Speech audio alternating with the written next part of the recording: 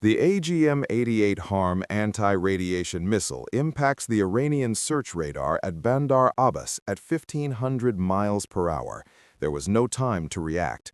The missile's fragmentation warhead shreds the sensor array, turning a multi-million-dollar tracking system into scrap metal in exactly zero point 0.4 seconds. While the primary dish is still spinning from the kinetic force, a second AGM-88 HARM follows the residual heat trail to vaporize the facility's hardened power vault. Simultaneously, an EA-18G Growler loitering 40,000 feet above the Gulf paints the entire 1st Naval District with high-intensity digital noise. In the heart of this artificial silence, the jump lights inside a lead C-17A Globemaster III flash from red to green. The first wave of the 82nd Airborne pours out into the night. Their descent is a mathematical certainty, a vertical envelopment occurring while the enemy is still trying to figure out why their steel ring has just been reduced to a total information vacuum. Imagine a clock, not a digital one on your wall, but a psychological one ticking in the mind of every commander in the Iranian Revolutionary Guard. This clock is set to exactly 18 hours. From the moment the order leaves the Oval Office, the all-American 82nd Airborne Division can have thousands of paratroopers floating over any coordinate on the surface of the planet. As of March 2026, that clock has hit zero. Inside the cavernous hold of a C-17, a Globemaster III, 2,000 soldiers are packed into modular formations, their gear checked and double-checked. They operate on a three-dimensional warfare concept, bringing with them light armored vehicles, air-deployable artillery, and an integrated logistical support system. While the world watches the diplomatic cables, the C-17A Globemaster III transport aircraft are already banking over the warm waters of the Persian Gulf. The plan is simple but devastating, a vertical envelopment. While Iranian coastal defenses are pointed at the horizon, waiting for ships, we are coming from the clouds. The 82nd is moving in blocks of 2,000 to 4,000 soldiers. If the enemy blinks, we have an entire combat brigade on the ground. If they blink twice, we have the whole division of 18,000. While the 82nd Airborne handles the vertical assault, the architecture of silence is maintained by the most advanced sensor fusion platform in existence, the E-2D Advanced Hawkeye. Patrolling at 25,000 feet, the E-2D Advanced Hawkeye functions as the central nervous system of the theater. Its APY-9 radar has a detection range of over 310 miles. This is the equivalent of sitting in the center of New York City and being able to track every single car moving in Washington, D.C. The Hawkeye uses a high-speed data link to assign targets to other assets in the web. If an Iranian Fateh 110 ballistic missile is detected during its boost phase, the Hawkeye automatically feeds the telemetry to an Arleigh Burke-class destroyer in the Gulf and a THAAD battery at Prince Sultan Air Base in Saudi Arabia. This is sequence logic. The computer assigns the most efficient interceptor based on time to impact and probability of kill. To protect the incoming transport planes, the E-2D Advanced Hawkeye coordinates with the EA-18G Growler to perform active masking. The EA-18G Growler identifies the specific frequencies used by Iranian surface-to-air missile batteries, such as the S-300. It then fires a concentrated burst of energy at those exact frequencies, creating a dead zone in the enemy's radar coverage. Through this dead zone, the B-2 Spirit stealth bomber moves toward its target. The B-2 Spirit is the slowest asset in the air, but it carries the heaviest punch. It has already released its payload of GBU-31 JDAM satellite-guided bombs. Each GBU-31 JDAM is programmed to hit a specific bunker vent or radar array on Karg Island. By the time the paratroopers of the 82nd Airborne are at 1,000 feet, the primary threats to their descent have already been vaporized. The sequence is flawless.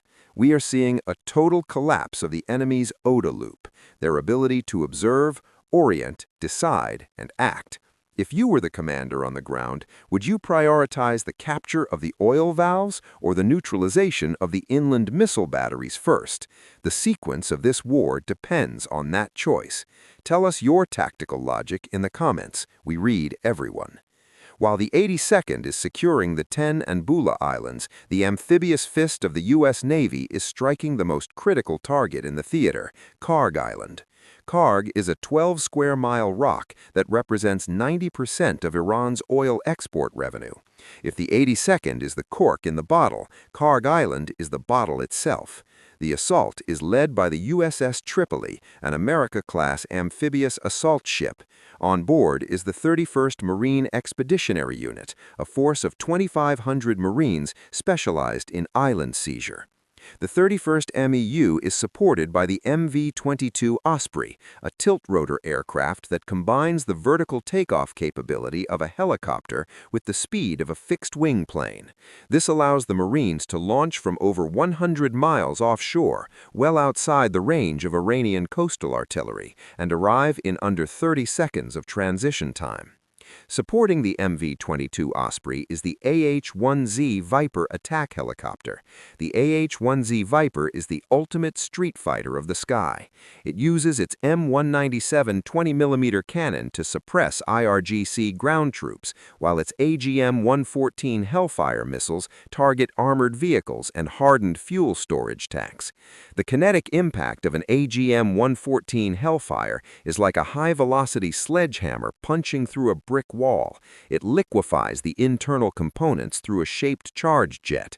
As the Marines hit the beach, they utilize LCAC hovercrafts. These massive vessels can carry an M1A1 Abrams tank over the water at 40 miles per hour and transition directly onto the sand.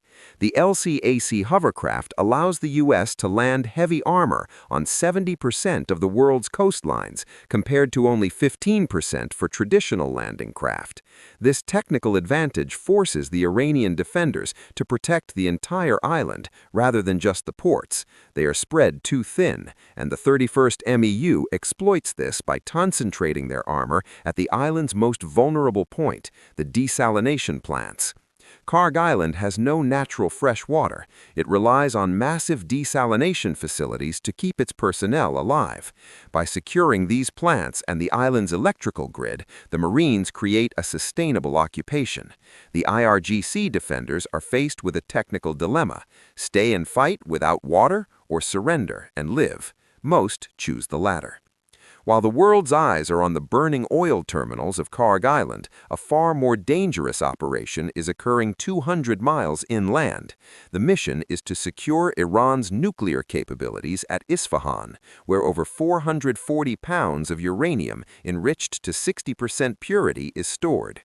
This operation is carried out by the 1st Special Operations Task Force, Delta Force, and the 161st Special Operations Aviation Regiment, the Night Stalkers.